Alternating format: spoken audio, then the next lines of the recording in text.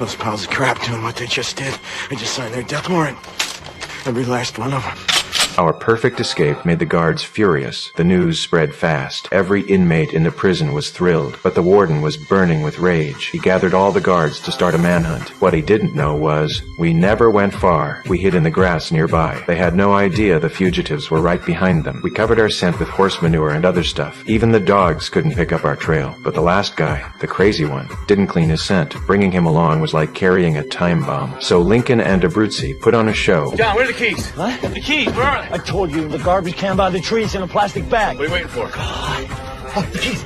Come on, come on. Keys. No!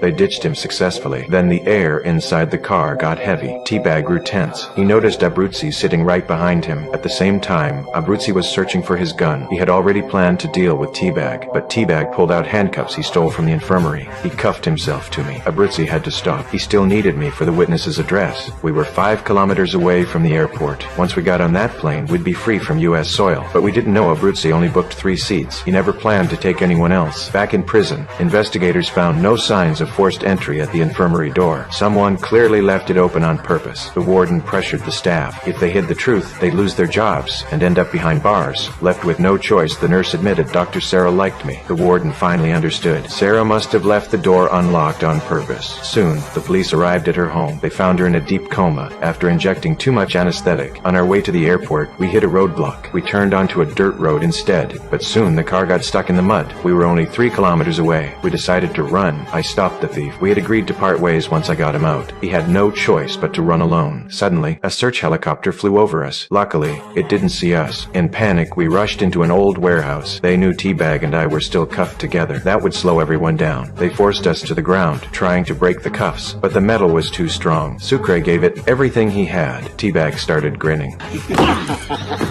Then, Abruzzi showed up with an axe. He had lost one hand, so he wasn't holding back anymore. We ran full speed toward the airport, but the plane was already found by the police. Abruzzi's men knew something was wrong. The wait had gone on too long. If they stayed, they'd be caught. They had no choice but to take off. When we arrived, the plane was already in the air. The hope we just lit faded again.